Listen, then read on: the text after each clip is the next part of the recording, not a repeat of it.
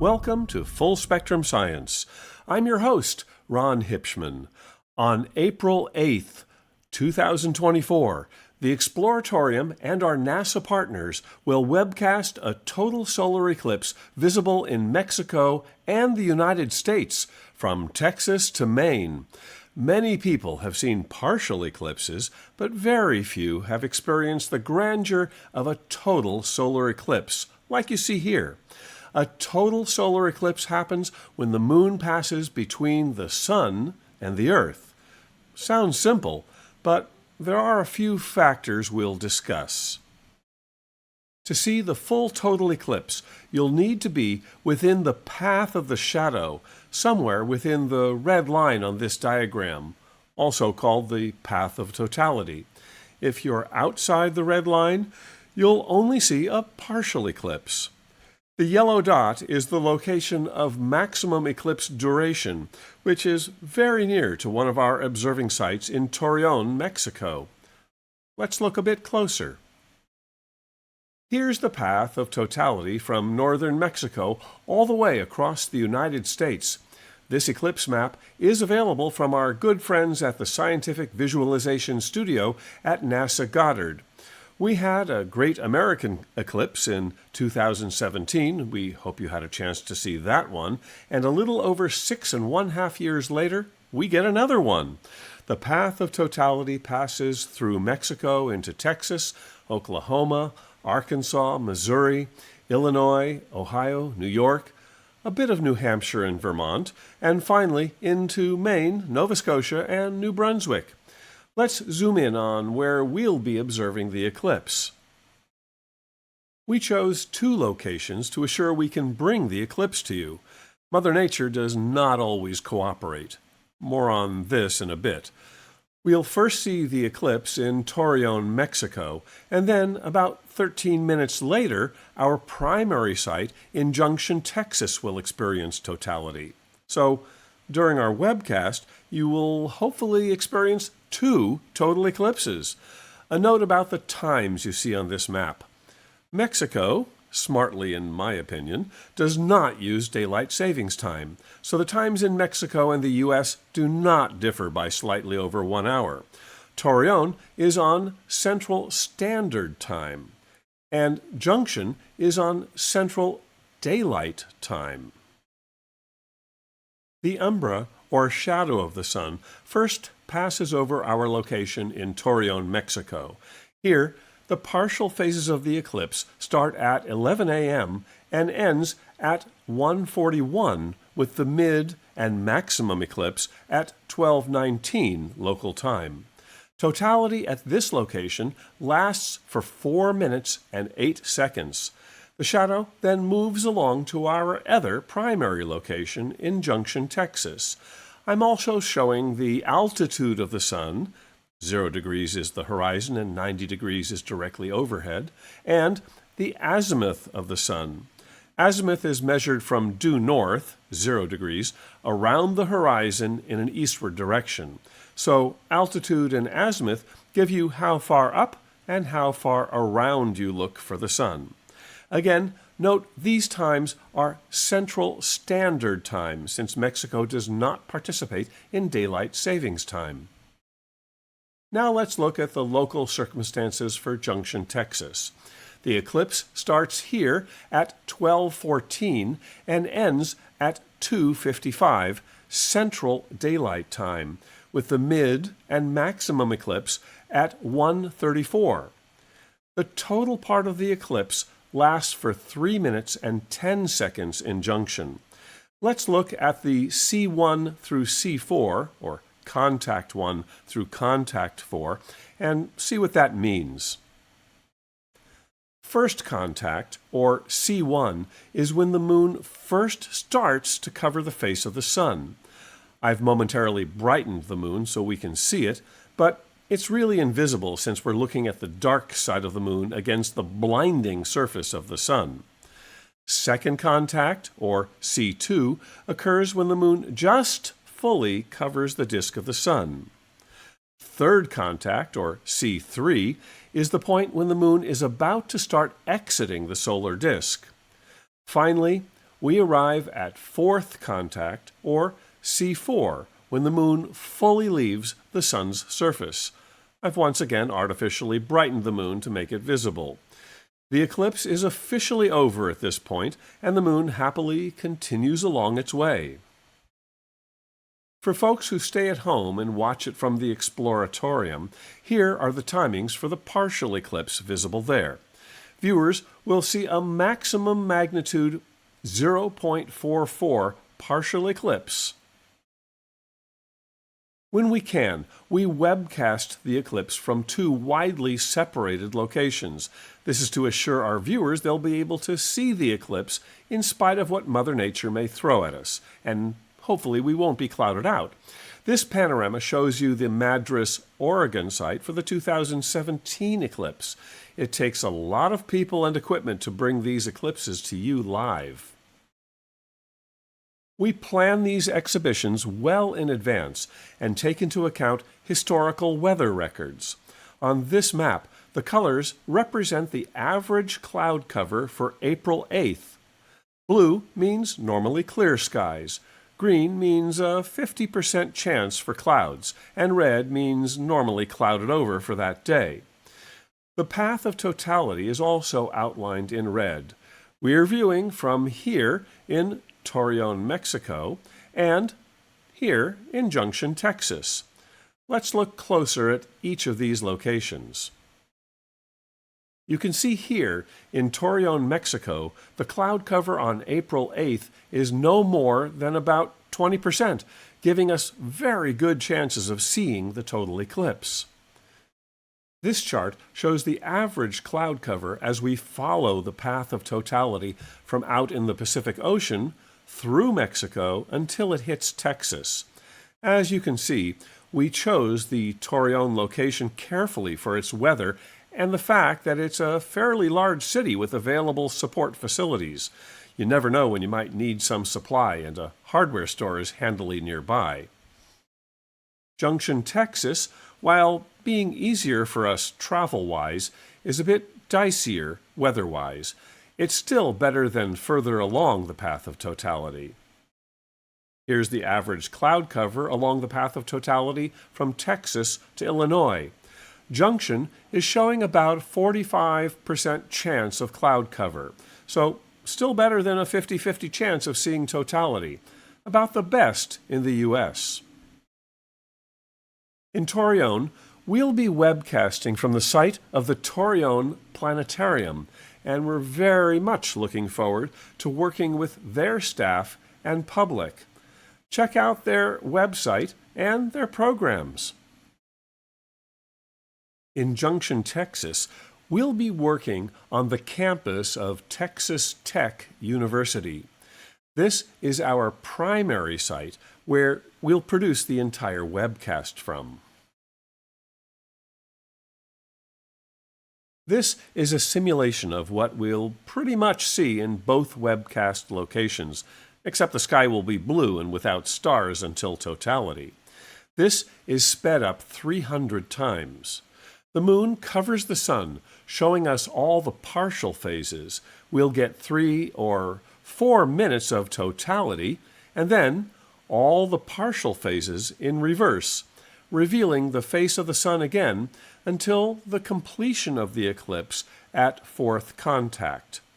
We'll go over this again in more detail in a bit.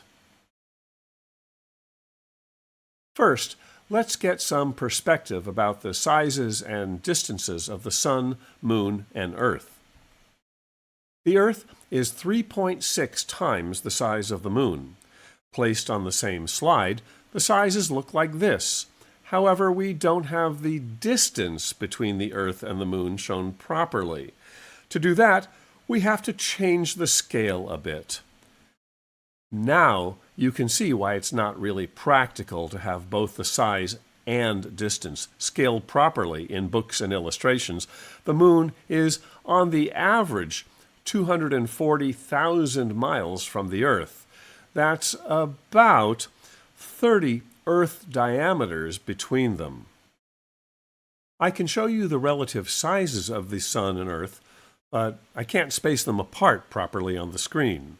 The Earth is about 1/100th the diameter of the Sun, and it orbits over 100 solar diameters distant. Let's try to make a scale model again. If the Sun were the size of a regulation basketball, 9.5 inches in diameter, the Earth would be a minuscule dot, about the size of a candy sprinkle, less than 1/10 of an inch in diameter, orbiting 85 feet from the basketball. The Earth is invisibly small on this slide, less than a pixel in diameter. That's why they call it space.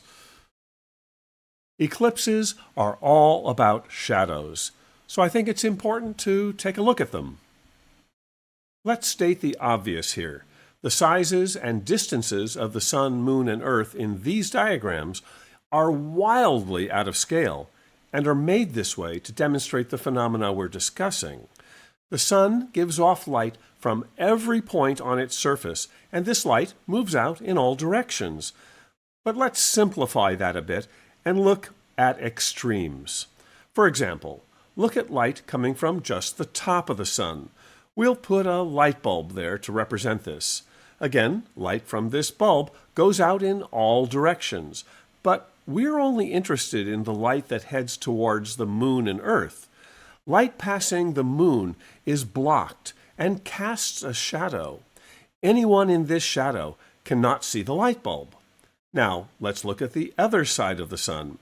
If we place a light bulb on the bottom of the Sun, light from this bulb will also be blocked by the Moon and cast a shadow of its own.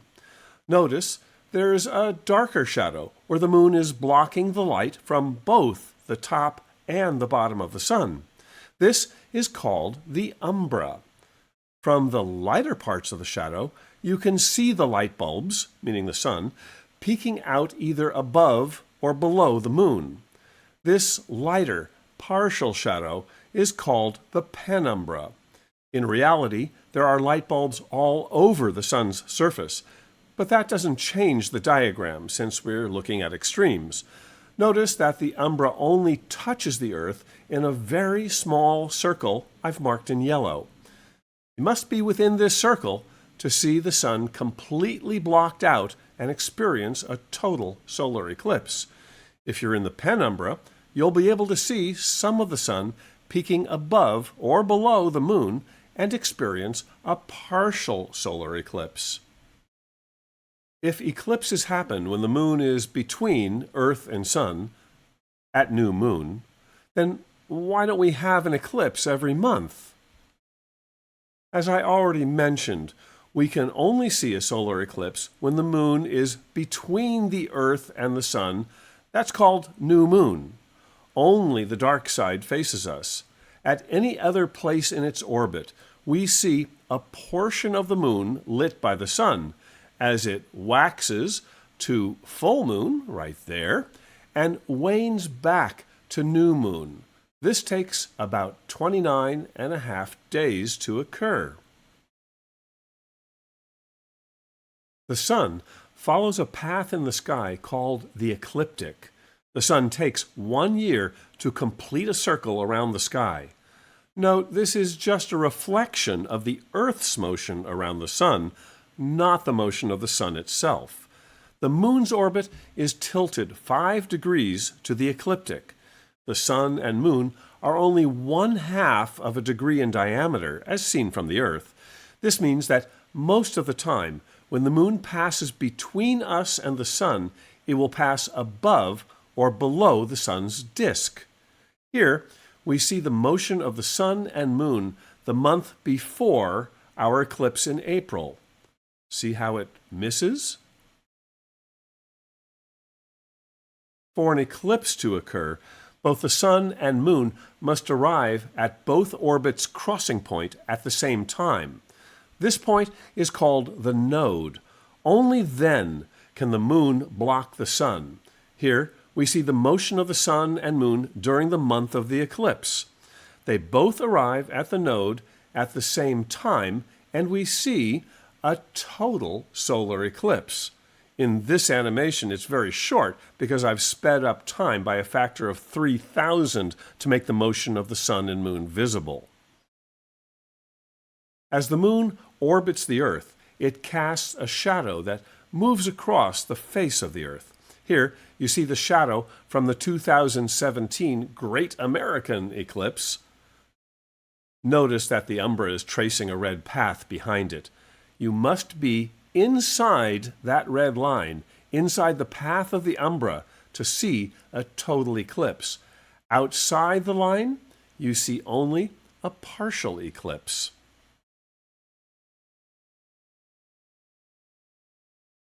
And here's what it actually looked like from NOAA's GOES 16 satellite.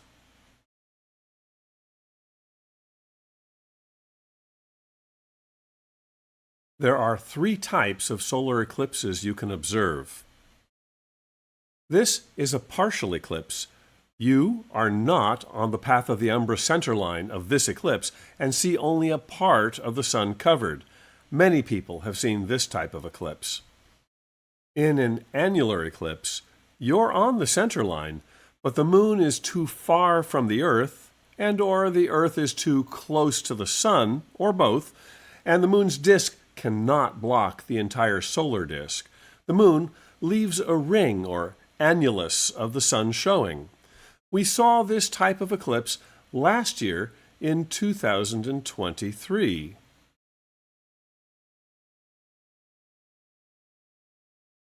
The last and most spectacular type of eclipse is the total eclipse. Here, the moon can cover the entire disk of the sun, and we see all the special effects the sun has to offer: the diamond ring, Bailey's beads, the corona, and an eerie darkness in the middle of the day.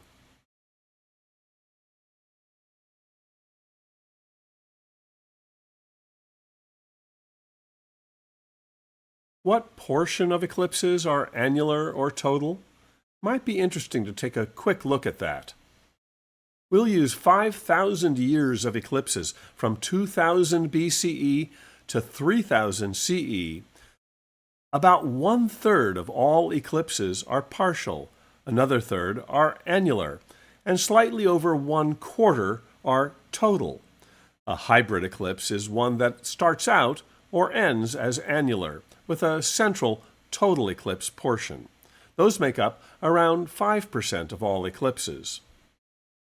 Before we get to how to view the sun safely, an important question is, what is there to see? There are many ways to look at the sun. In our webcasts, we'll show you the sun seen in visible light and in the light given off by the hydrogen atom. Here's the sun seen in visible light, assuming you could dim it enough to observe the surface. Notice the dark sunspots, slightly cooler regions of the sun. They're usually larger than the entire planet Earth. By the way, this is a time lapse. The sun really takes about 30 days to rotate on its axis once. If you looked at the sun in the red light given off by hydrogen, you'd get a different picture, telling you a whole new set of information.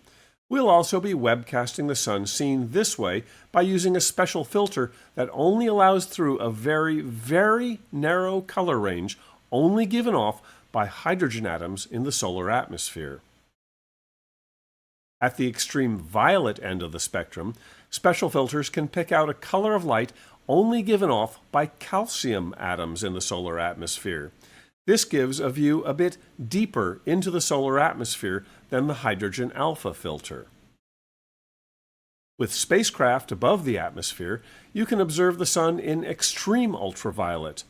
This view was taken from the Solar Dynamics Observatory, or SDO, in orbit around the Earth. This X-ray view of the sun is a combination of 3 different satellite views. Each type of light lets us explore a different aspect of our star. How do we observe the sun and not harm our eyes? We don't have to worry about X-rays or extreme ultraviolet, since those are filtered by our atmosphere. But we do have to worry about the intense visible and infrared light, which does make it through our atmosphere. The easiest and cheapest way of viewing the sun safely is by using a pinhole. Here, we see Julie holding up a piece of pegboard. What you see on the screen is that each hole has produced a small image of the partially eclipsed sun. The smaller the pinhole, the sharper, but dimmer the solar image becomes. You can use your spaghetti strainer, often called a colander. Again, each hole produces an image of the sun. You can even make pinholes by crossing your fingers at right angles. Here's another example using only your hands. So far, these were all taken at the 2017 eclipse. A good leafy tree can also provide eclipse images as the sunlight filters through tiny holes in the foliage. It looks even better if you use a white screen instead of dirt to project onto. And another example of pinhole images through trees taken at a maker fair in San Mateo, California. If you have a small mirror ball, each tiny mirror acts like a tiny reflecting pinhole, giving you a disco sun experience. By the way, there's an actual song, Disco Sun by Jason Mraz. You might want to check that out. If you insist on directly viewing the sun with your eyes, be sure to use an approved solar viewer, which come in several different configurations. Read the instructions printed on the viewer and follow them.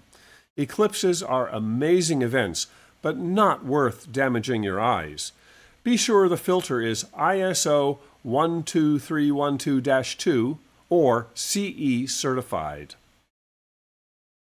These folks are looking through welder's glass. You must use number 14 density filters or greater, which reduce the sun's light by a factor of 270,000. Do not use filters designed for brazing. They allow through too much light. A good rule of thumb, if the sun looks too bright, it is. Don't use that filter. You may have heard you can use fully exposed and developed black and white film, but we advise against this as it depends on many factors and can easily lead to eye damage. The same goes for smoked glass. Never use sunglasses either. They don't filter enough light. Use only filters that are specifically made to observe the sun. We can't stress this strongly enough. You can use a small telescope or binocular to project an image of the sun like you see here on this screen. Do not look through the telescope or a binocular. Only look at the projection on the screen. If you use a binocular, only use one of the two lenses. Block the other. Also be aware that you could ruin your eyepiece with the concentrated sunlight passing through. Here's a closer view of a binocular projection. It's sharper and brighter than a pinhole projection. This is a specialized solar viewer called a sun spotter. Again, this uses safe projection onto a screen. Some older telescopes you may find in your attic came with a solar filter you screwed into the eyepiece. You can even find these for sale today from unscrupulous vendors. These are extremely dangerous. The big lens at the front of the telescope concentrates the sunlight and passes it through the much smaller filter where most of the energy is absorbed. The absorbed light can heat the filter to very high temperatures, and it may shatter while you're observing, causing instant and permanent damage to your eye. Throw this filter away and use the projection method instead. Whenever any part of the sun's surface is exposed, you must use some form of protection. During a partial eclipse, you can never look directly at the sun. Likewise, during an annular eclipse, some of the sun's surface is always exposed. Even if you're on the center line, like you see here, you cannot view this eclipse with the naked eye. You must use some form of filtering or projection. During a total eclipse, you still have to use filters or projection during all the partial phases leading up to totality.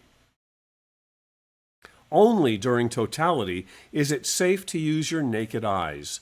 Here, you see the diamond ring effect, as the last bit of the sun disappears behind the moon. A few seconds later, as the last bit of the sun disappears, light shining through mountains and valleys on the edge of the moon breaks up into a series of uneven pieces called Baily's beads, named after Francis Baily, even though they were first observed by Edmund Halley, yes, the comet guy. Close to the sun, you'll see the corona, and maybe some crimson prominences, giant eruptions of hydrogen above the sun's surface, many times the size of the Earth. The corona, or outer atmosphere, extends outward from the sun. In this longer exposure, you can see it extend out quite far. As soon as the sun peeks out from behind the moon in another diamond ring effect, you must once again use your filter or projection methods to view the rest of the eclipse until fourth contact. Sometimes clouds form after eclipses because the air gets a bit colder and you can see the partial eclipse through the clouds. The last thing I'd like to mention is that you can see eclipses from space too, now that we have spacecraft orbiting the Earth. Here's a photo of the umbra during a total solar eclipse taken from the Russian Mir space station on August 11, 1999. Here, we see several shots of eclipses caught by the Discover spacecraft as it observes the Earth from 1 million miles away. Here's the 2020 South American eclipse as seen by the GOES 16 weather satellite.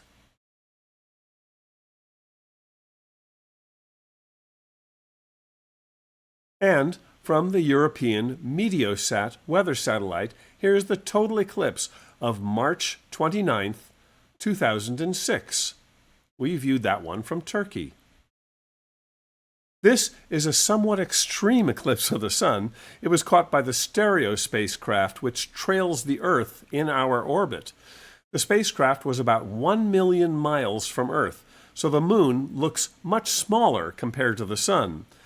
I suppose one could call this an annular eclipse. However you choose to view the eclipse, whether on our webcast or by traveling and experiencing it in person, something I highly recommend, have a safe and wonderful view of one of nature's most awesome displays.